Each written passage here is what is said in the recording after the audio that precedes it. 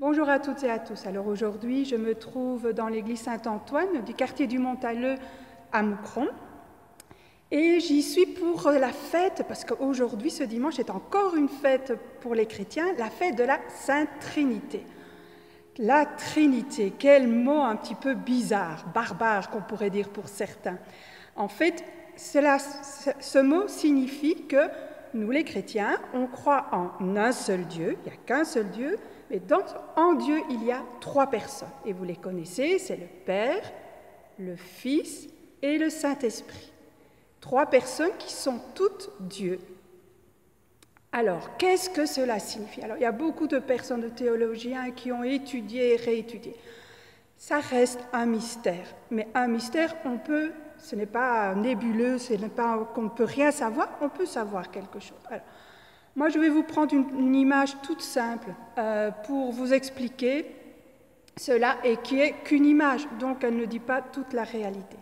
Mais voilà, si vous prenez par exemple trois personnes d'une même famille, alors, trois personnes, elles sont bien différentes, hein, mais quand il y a vraiment une relation forte entre ces personnes dans une même famille, on dit qu'il y a un même esprit dans cette famille, qu'on les reconnaît, que même si elles sont séparées, on dit « Oh, ça, elle fait partie de cette famille-là ». Eh bien, je dirais qu'en Dieu, c'est à l'extrême, cette réalité. Ben, il y a trois personnes, le Père, le Fils et l'Esprit Saint, mais il y a quelque chose qui les unit énormément et qui est tout à fait commun en eux, c'est cet amour infini de Dieu. Et donc, elles sont un. Il n'y a qu'un seul Dieu et trois personnes.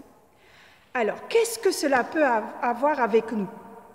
Eh bien, écoutez, si on croit dans la Bible qu'on est créé à l'image et ressemblance de Dieu, cela veut dire que comme Dieu n'est pas un Dieu solitaire, il y a trois personnes en relation, eh bien nous, ce qui nous donne la vie, on n'est pas fait pour être seul, on n'est pas des solitaires.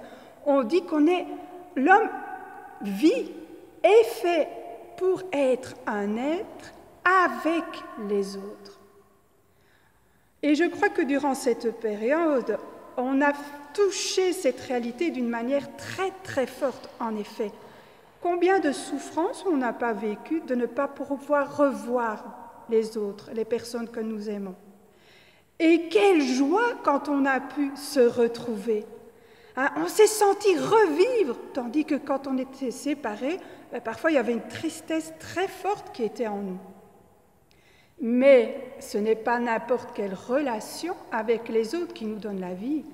C'est la même relation qu'il y a entre le Père, le Fils et l'Esprit Saint, c'est-à-dire une relation d'amour très très forte. Et c'est pour cela que quand on vous invite à aller lire la parole de Dieu, à pouvoir aussi se nourrir de son Eucharistie, des sacrements, à pouvoir découvrir qui est Dieu à travers Jésus-Christ qui nous l'a révélé, c'est pour découvrir aussi ce qui va nous donner la vie, ce qui est important, ce qui nous convient à nous, parce que nous sommes créés à l'image et ressemblance de Dieu.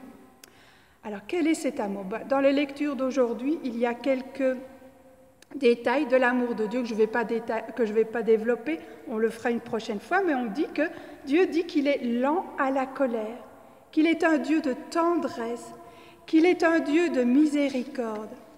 Et dans la deuxième lecture, saint Paul dit « Soyez d'accord entre vous », il s'adresse à d'autres chrétiens. Si Dieu est trois personnes en communion très forte, ce qui nous donne la vie, c'est la fraternité, c'est pouvoir créer un monde de justice, de paix et de fraternité. Apprenons à vivre ce que nous sommes vraiment. Comme un marteau, si je ne cloue pas, si j'essaye de scier du bois avec du marteau, ça ne marchera pas. Il est fait pour clouer des clous, enfoncer des clous, comme nous aussi. Si je n'essaye pas d'aimer, si je n'essaye pas la fraternité, si je n'essaye pas, je ne vis pas. Alors je vous souhaite vraiment une belle fête de la Sainte Trinité et surtout une vie vraiment avec pleine de bonheur et de joie. Bonne journée.